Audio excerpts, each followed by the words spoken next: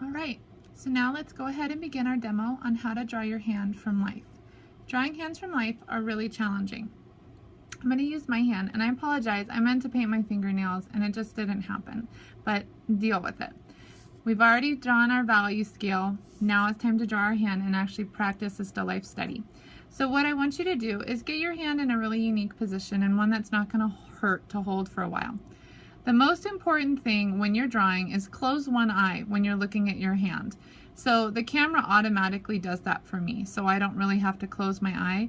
But the catch is you compare edges. So when you start drawing, I look for where the edge of this fingertip is in relation to this finger, and I see that it ends right here at this shadow, like right here.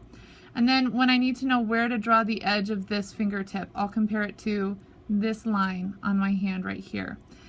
Where I draw the edge of this finger in relation to my thumb, it lines up right here. So it's lots of lines in order to figure out this is where it ends in order to make it look proportional. That's going to be the hardest thing. So I want you to do that in pencil so that if you make any mistakes, you can cover them up or redraw them if you need to. And take your time. Don't take a picture of your hand. The whole point is to draw from life. So this is the position I'm going to draw my hand in, and so you can just kind of watch. Unfortunately, I can't keep my hand right here, but I have it off to the side. So I always start with my thumb.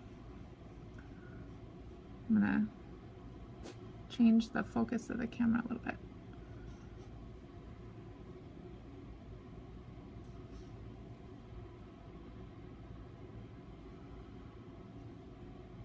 Okay, better. I'm just going to take in the angle as best I can.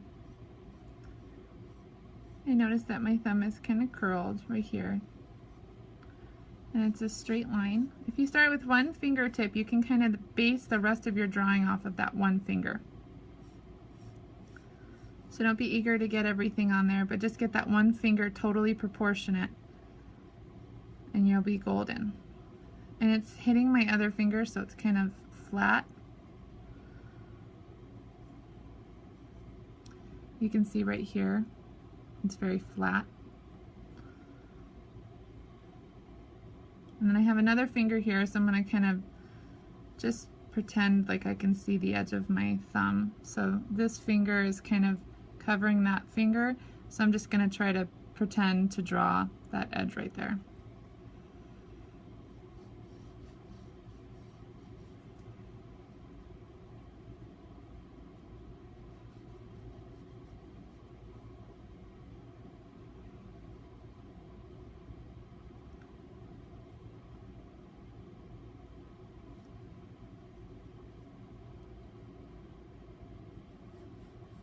I'm going to ignore my ring just because I don't have the time to draw it really.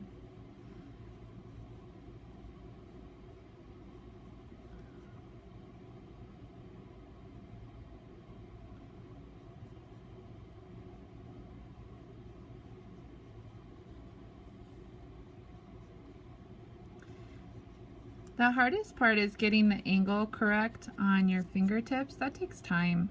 I never really get it right the first time either. I usually have to do several eraser marks to get it correct.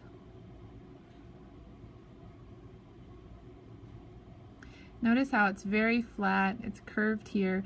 You want to think about your fingernail wrapping around the contour of the top of the finger and how that's working. And really take in the shape of your nail. Mine's almost like a weird kind of trapezoid shape in a way that's like a little bit bigger over here. It's not perfectly round. Notice I'm also drawing really lightly. Now I'm going to start with this finger. So I'm going to see where it is in relation to the edge.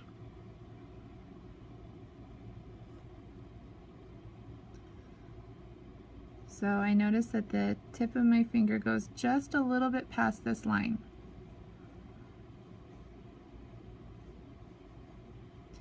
And fingers, notice they're going to be smaller here on the fingertip, and then they kind of go out to get those shapes of bent fingers.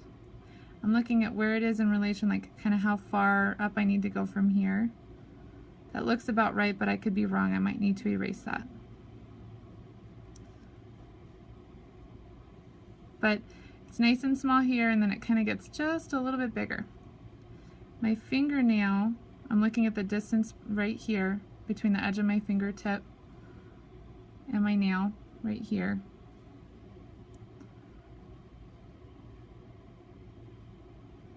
And then it kind of recedes. You want to think about that whole 1-point perspective. Things are going to recede as they go off in the distance, even if it's up close.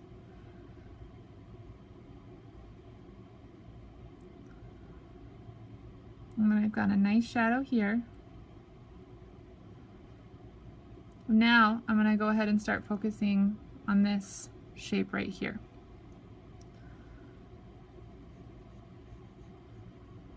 He kind of overlaps a little bit,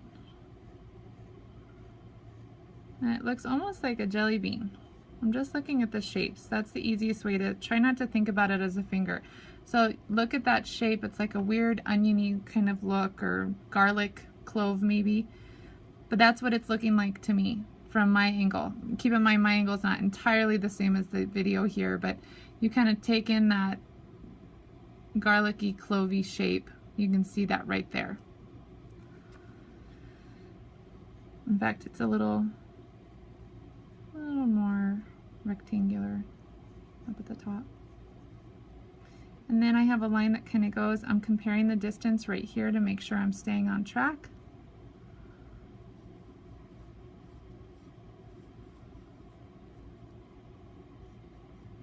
It ends right in the middle of my fingertip. This is one of my little joints. And then it starts to go down. And I'm noticing that it tapers right here, about right here on my thumb. So I need to draw that line that I'm about to go down, like so. So it goes out a little bit where my knuckle is.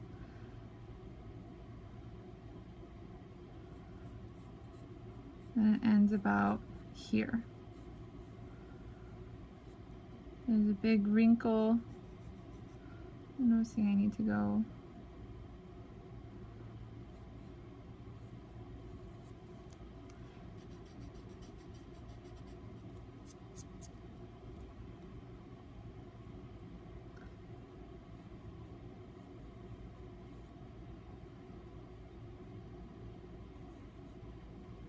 like so. That's a weird looking finger, but when I shade it in, it'll look like a finger. There's just the slightest indication of a fingernail up at the top. Barely anything.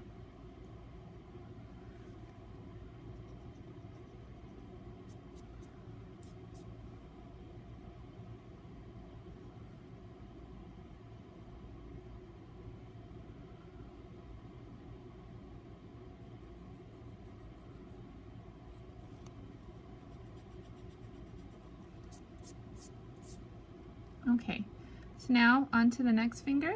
I'm going to see where it is in relation to here. It ends about here, so right below where I ended the outside of my index finger is about where my ring finger is going to come into play. There's a little bit of space here. In fact, I can see part of my finger right here. Oh, you guys can't see it, but there's just like the slightest indication of a fingertip right there. Or finger there. Okay. I would say it starts about there, it goes under, or it appears to go under. Gets a little thicker right after the knuckle, so the knuckle is a little bit smaller and then it kind of bulges just a little bit. It just depends on your fingers. I have pretty big fingers.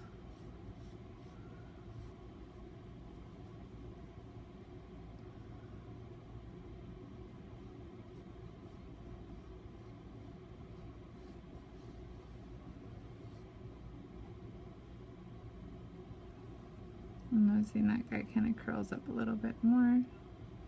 Oh, it looks about right.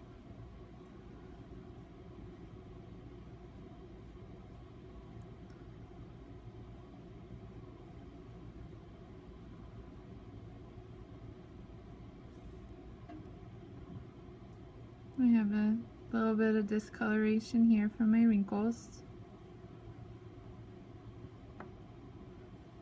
I'm noticing my finger casts just a little bit of a shadow here. I can draw that on right now. In fact, I can do that in a lot of those places. That'll make for an easier scribble art too if you want to draw to yourself some of these shadows. It'll also help you see that you're doing your proportions properly. It's hard in the classroom because there's not really like one light source. The lights are above us. If you look above us, they're everywhere. So it's really difficult to get shadows. But if you search, there should be one area that's a little bit darker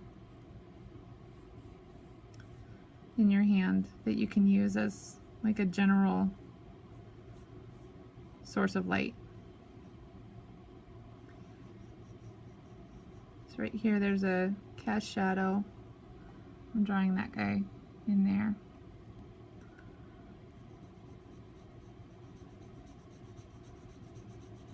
And he kind of just fades off into nothing in there. Another wrinkle.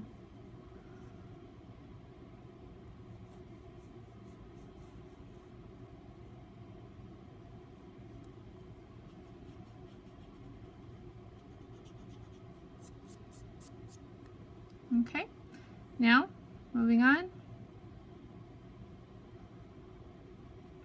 I have my pinky that's kind of tucked in there a little bit. It kind of looks like this from my perspective. So I'm noticing my knuckle bends right here. There's no right place to start every finger. You kind of just look for what makes sense to you, like a line or an edge, and that's what you start drawing. So for me, it was where that knuckle bent.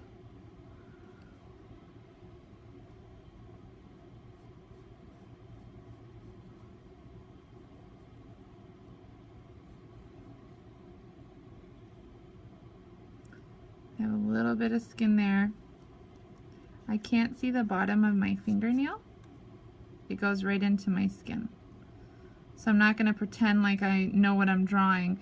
Sometimes it's easy, your brain tells you what you think the finger's doing, and that's really not what's going on.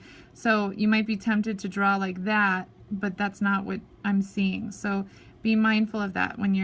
If things aren't looking right, you're probably looking at the finger the wrong way.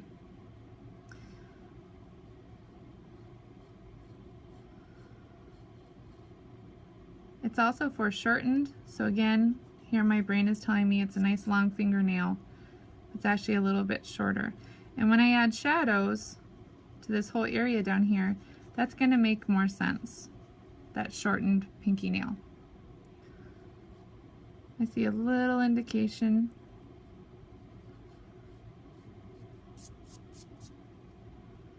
And then my pinky ends about here-ish. It's kind of like when we do grid drawings. You kind of make tick marks to yourself. And then it goes down like so. If it helps, you can kind of get your hand into a fist-like shape like mine here and try to draw it just like I have it, and then you can use the video to draw in the same way I am. Chances are our fingers aren't too different. They're going to be a little different, so that'll help you kind of understand what you're drawing a little bit more. But if you're struggling or you're kind of nervous about doing this, go ahead and set your hand up just like I have mine, and then you can kind of follow step by step with the video. And that might make it a little easier on you if you find that it's more challenging to do this than you thought it would be. And then my hand kind of goes down. I'm going to come back. I notice this line is way too aggressive, so I'm going to pull it out like so. Once you get all the fingernails on, or fingers on, you'll see areas that kind of don't make a whole lot of sense. This finger's not looking so great to me, but I can't really tell what needs to change. A lot of that'll make sense when I start scribbling. You'll start noticing shadows and everything will start to make sense. The key is everything has to be perfectly drawn before you start. Otherwise,